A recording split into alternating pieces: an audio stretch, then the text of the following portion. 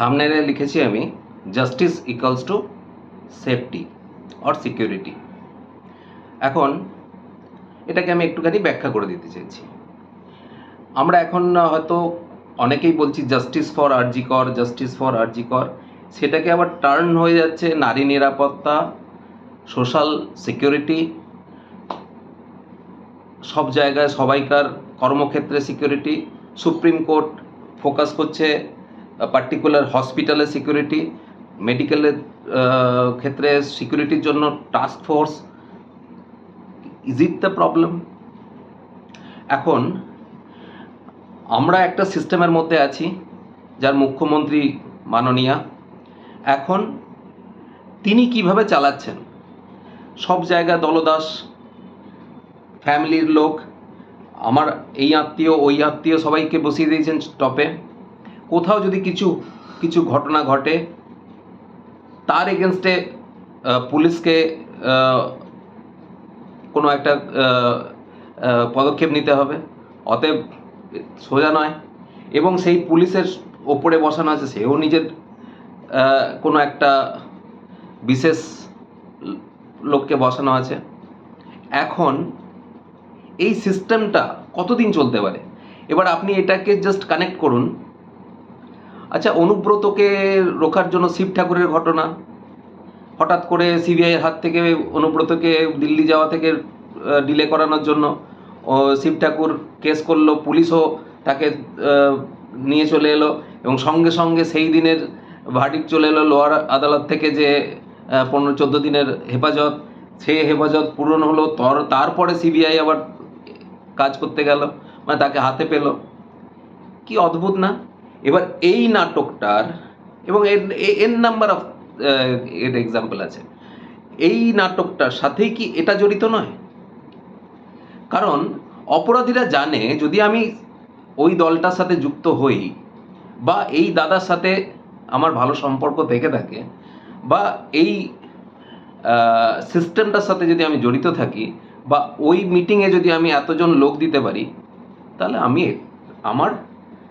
আমি এই জিনিসগুলো করতে পারি। বা এতগুলো টাকা যদি আমি তুলে এই দলটাকে দিতে পারি, তাহলে আমি কিছু অপরাধ করতেই পারি। এই যে সেন্স, এই সেন্সটা থেকেই এই ধরনের ঘটনা। এবং এটাকে যদি ভাঙতে হয়, তাহলে আপনাকে তো সিস্টেমটাকে ভাঙতে হবে। সিস্টেম ভাঙতে গেলে কি করতে হবে? দফা 1, দাবি 1, মুখ্যমন্ত্রীর পদত্যাগ। এবার আমি আসছি আমাদের 3 বছর জেল খাটা যে মুখপাত্র তৃণমূলের, তিনি কত লজিক্যাল একটা ভাষণ দিচ্ছেন। আরে যদি আমরা তো একজনকেই ধরেছি, পুলিশ, কলকাতা পুলিশই ধরেছে, তাতে সিবিআই কোনো অ্যাড করাতে পারেনি, আর কোনো ইয়ে করতে পারেনি, তাকে কাউকে অ্যারেস্ট করতে পারেনি। কিন্তু যদি কেউ প্রমাণ লোপাটও করে থাকে, তাদেরকে কেন ধরছে না? আমরা যা করেছি তার থেকে তো বেশি কিছু এগোতে পারেনি। ভাই, তুমি কি করেছো সেটার আগে এক্সপ্লানেশন দাও। এই যে ঘটনাচক্র, 6টা-7টার সময় জানলে যে হ্যাঁ একটা মেয়ে ওখানে পড়ে আছে, তাকে আবার আনকনসিয়াস বলে দিচ্ছে কে? না ডাক্তাররাই। তার এগেনস্টে জিডি লেখা হচ্ছে 10:30টার সময়। তারপরে তাড়াতাড়ি করে পোস্টমর্টম, 1 ঘন্টার মধ্যে পোস্টমর্টম কমপ্লিট, ক্রিমিনেশন। ওয়াই ক্রিমিনেশন সেদিনকে হবে কেন? আপনারা যদি চানই যে না এটার ইনভেস্টিগেশন প্রপারলি করব, তাহলে ডেড বডিটা রাখতে পারতেন না? কেন পুড়িয়ে দিলেন? কেউ কোনদিন করবে যে তাড়াতাড়ি ফটাফট 1 ঘন্টার মধ্যে পিএম পোস্টমর্টম হয়ে গেল, আর ফটাফট চুল্লিতে ঢুকিয়ে দেওয়ার? এইখানে হচ্ছে সমস্যা। তারপরে আপনি একটা তদন্তের ক্ষেত্রে একটা body and place of occurrence, এই দুটো জিনিসই তো মেন জিনিস। আপনি এই দুটোকেই যদি নষ্ট করে দেন, আপনি সিবিআই আনুন, এফবিআই আনুন, আর কোথা থেকে যাকে খুশি নিয়ে আসুন, কে কি করবে? জানবে কে কোথায় কি হয়েছে, জানবে, কিন্তু তাকে কোর্টে প্রুফ করা কি চাটিখানি কথা? তবু আমি আশাবাদী, পলিগ্রাফি টেস্ট নিয়ে আশাবাদী। কেন বলছি? এটা কোনো একটার জনের পলিগ্রাফি টেস্ট হচ্ছে না, 6 জনের পলিগ্রাফি টেস্ট হচ্ছে। 6 জনই একই রকমভাবে নার্ভকে কন্ট্রোল করতে পারবেন। I don't believe this. মানে এটা হয় না। কেউ একজন মিস্টেক করবেন, সেখান থেকে কোনো না কোনো সূত্র পাবেন। কিন্তু প্রশ্ন হচ্ছে, সিবিআই কি কতটা এগোতে পারবে, বা তাদেরকে এগোতে দেয়া হবে, বা মাঝখানে যিনি ঢুকে আছেন চন্দ্রবোরা, উনি দংশাতে শুরু করবেন না তো? উনি তো অলরেডি দংশাতে শুরু করেছেন। উনি ম্যাটারটাকে ঘোরাতে শুরু করেছেন যে একটা সিকিউরিটি সমস্যা, আমরা সিকিউরিটি দিয়ে দেবো, তোমরা কাজে ফেরো, নর্মাল হয়ে যাক, তারপরে জাস্টিস চলবে, জাস্টিস জাস্টিস জাস্টিস।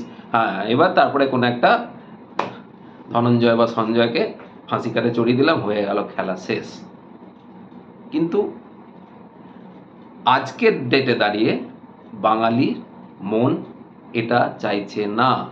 বাঙালি চাইছে সরকারের কাছ থেকে কৈফিয়ত। কেন এটা করলেন? কেন পুলিশ তাড়াতাড়ি কোনো ব্যবস্থা নিল না? কেন ক্রিমিনেশন করা হলো অত তাড়াতাড়ি? পোস্টমর্টেম এত তাড়াতাড়ি হয়ে গেল কি করে? এবং একটা তো ব্যাখ্যা দেবে। সে তো 4 দিন 5 দিন পেয়েছে ইয়ে করতে, তদন্ত করতে। তার তো একটা ব্যাখ্যা থাকবে যে এই সময় এইখানে এইখানে এইভাবে ঢুকেছে বা এইভাবে করেছে। একটা ছেলের পক্ষে ওই মেয়েটাকে ওইভাবে 40 মিনিটের মধ্যে, আর মাখন নাকি কাটলাম ছুরি দিয়ে খেয়ে নিলাম? হ্যাঁ, যাই হোক, এরপরে আমি দ্বিতীয় একটা ইয়েতে আসছি, যে এই জিনিসটাকে ঘুরিয়ে দিয়ে যদি আমরা ঘুরিয়ে দিই নারী নিরাপত্তাতে, যেটা খুব ফেভারিট সাবজেক্ট সবাইকারই, আমাদের পলিটিক্সের বা সোশ্যাল ইয়েতে খুব ফেভারিট সাবজেক্ট। কারণ 100 বছর আগেও নারী নিরাপত্তা, ধর্ষণও হয়েছে, নারী নিরাপত্তার ঘটনা মানে সাবজেক্ট উঠেছে, তার জন্য ইয়ে হয়েছে, সেই একই জিনিস হবে। কিসের নারী নিরাপত্তা?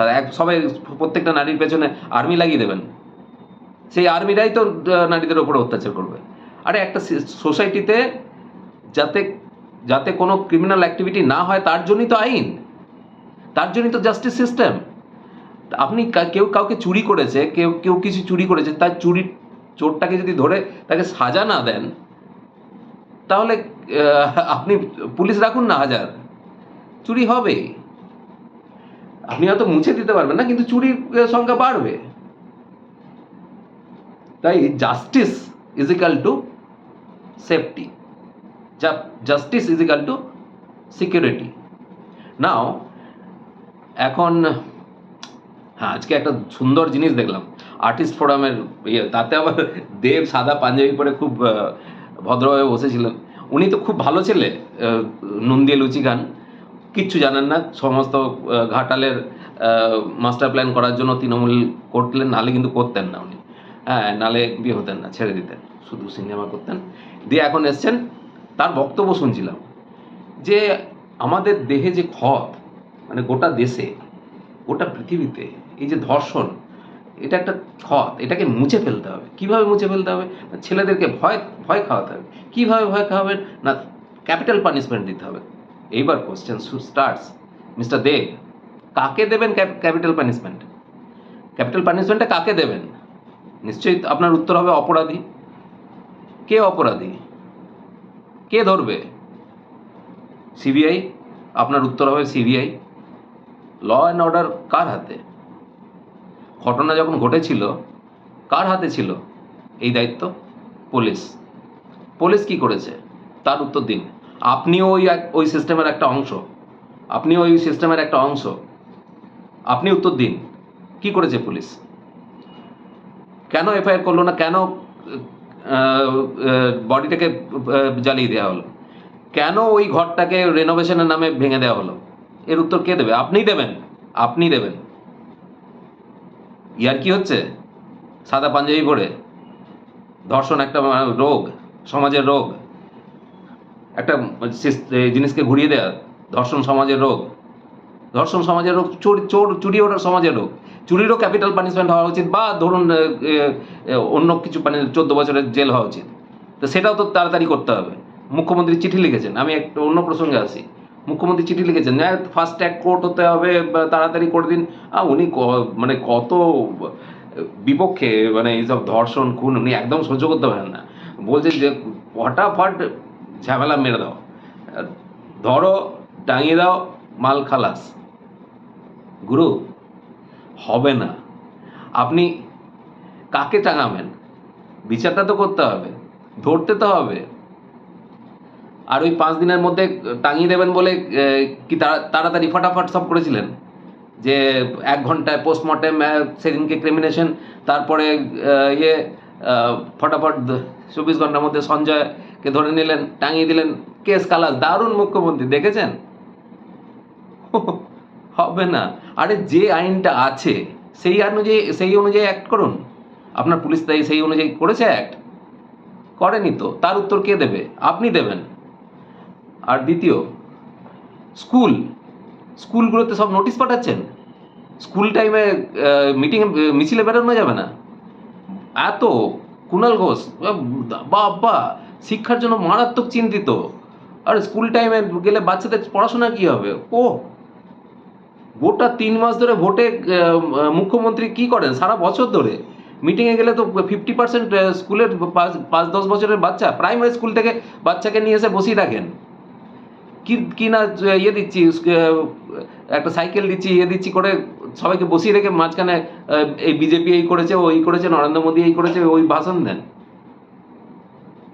মানে একটা মামদোবাজি, মামার বাড়ির মানে দিয়েতে বসে ডায়লগ মারে যাচ্ছেন। আর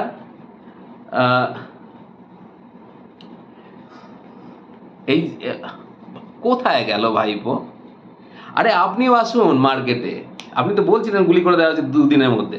হ্যাঁ, আমরা জানতে চাই আপনি যে কেসে ফেঁসে আছেন সেটা কতদিনের মধ্যে তাড়াতাড়ি ফটাফট করে দেওয়া উচিত, সেই হিসাবে আপনার একটা মতামত দরকার।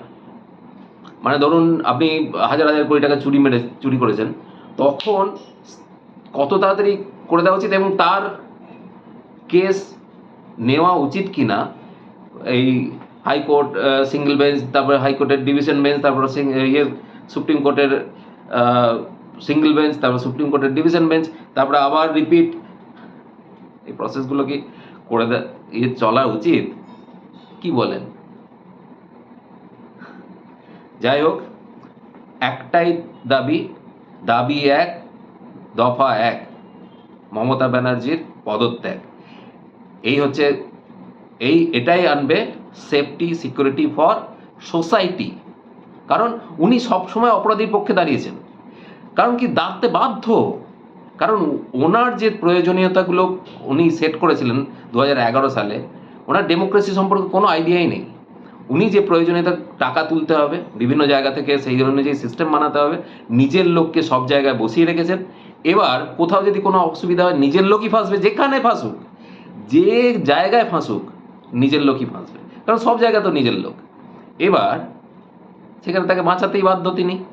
বাঁচাতে গেলে তাকে এই রাস্তা নিতে হবে, অপরাধীর পক্ষে দাঁড়াতে হবে। পক্ষে দাঁড়াতে গিয়ে আপনি সোসাইটিটাকে কি করেছেন? অপরাধ প্রবণ সোসাইটি করেছেন। সবাইকে চোর বানিয়েছেন, ওপর থেকে নিচের পর্যন্ত সবাইকে চোর বানিয়েছেন। আর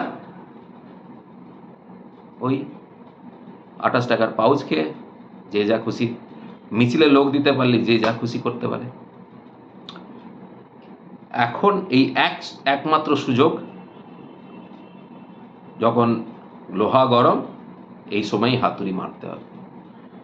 আসুন সবাই মিলে একই কথা বলি, দাবি 1, দফা 1, মুখ্যমন্ত্রীর পদত্যাগ।